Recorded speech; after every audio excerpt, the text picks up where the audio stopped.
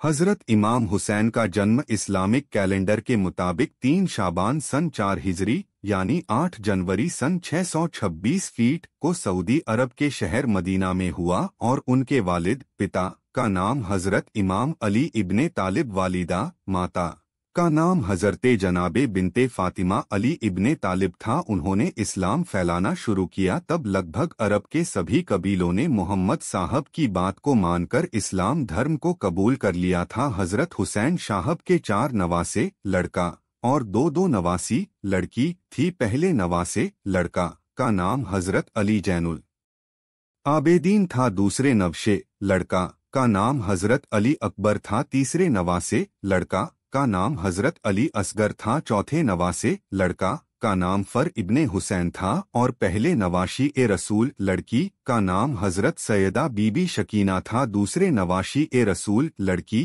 का नाम हज़रत सैयदा बीबी फातिमा अल सुगरा था। लगभग 22 दिन तक रेगिस्तान की यात्रा करने के बाद इमाम हुसैन का काफिला 2 अक्टूबर 680 ईशून्य या 2 मुहर्रम 61 हिजरी इराक के उस स्थान पर पहुंचा जिसको करबला कहा जाता है। इमाम हुसैन की सभी सैनिक इमाम के पीछे पीछे करबला में आ चुकी थी। इमाम के यहाँ पड़ाव डालते ही यजीद की फौजें हजारों की संख्या में पहुंचने लगीं। यजीदी सेनाओं ने सबसे पहले फुरात नदी अलकमा नहर के किनारे से हजरत इमाम हुसैन साहब को अपने शिविर हटाने को ऐलान किया और इस तरह अपने नापाक इरादों का जिक्र किया। 5 दिन बाद यानी 7 मुहर्रम को नहर के किनारे पर कड़ा पहरा लगा दिया और इमाम हुसैन के परिवारों को और उनके साथियों के नदी से पानी लेने पर प्रतिबंध लगा दिया गया। रेगिस्तान की झुलसा देने वाली गर्मी में पानी बंद होने से इमाम हुसैन के बच्चे प्यास से तड़पने लगे। 2 दिन बाद अचानक यजीदी सेनाओं ने इमाम के काफिले पर हमला कर दिया। इमाम हुसैन ने यजीदी सेना से 1 रात की मोहलत मांगी ताकि वह अपने अल्लाह की इबादत कर सकें। यजीदी सेना उनके इस फरमान को मान गए क्योंकि यजीदी सेना को मालूम था कि यहाँ से अब इमाम हुसैन और उनके साथी कहीं नहीं जा सकते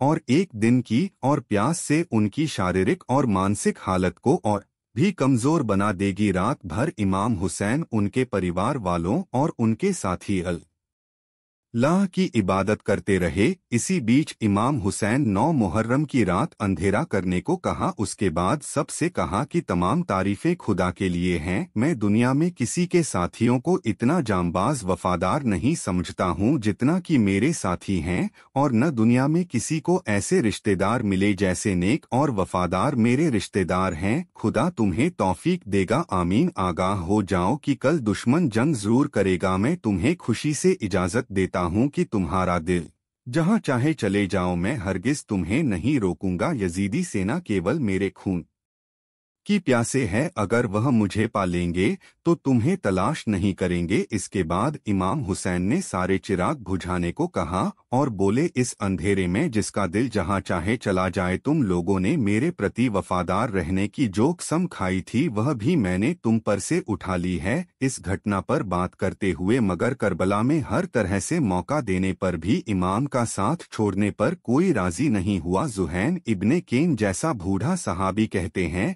कि ए इमाम हुसैन, अगर मुझको जान क्यों नहीं चली जाए, मैं आपको छोड़कर नहीं जाऊंगा। सारे सहाबी और उनके सैनिक सभी रुक गए और 10वीं मुहर्रम को अचानक से हमला कर देते हैं वर्टिकल बार और इसी जंग में इमाम हुसैन साहब की वफात हो जाती है और साथ ही उनके लश्कर और उनके नवासे अली असगर भी शहीद हो गए। इमाम हुसैन साहब ने अपनी गर्दन कटाकर पूरी दुनिया को बता दिए कि इस्लाम किसी के सामने झुक सकता नहीं है। इसी तरह शहीद होकर इस्लाम की शान बचा लिए। यजीदियों का कहना था कि जो मैं कहूँ वही करना है। इसी कारण करबला का युद्ध हुआ। हजरत इमाम हुसैन साहब अगर यजीद के कहना मान लेते तो इस्लाम पूरा बर्बाद हो जाता। यजीद एक कट्टरपंथी था।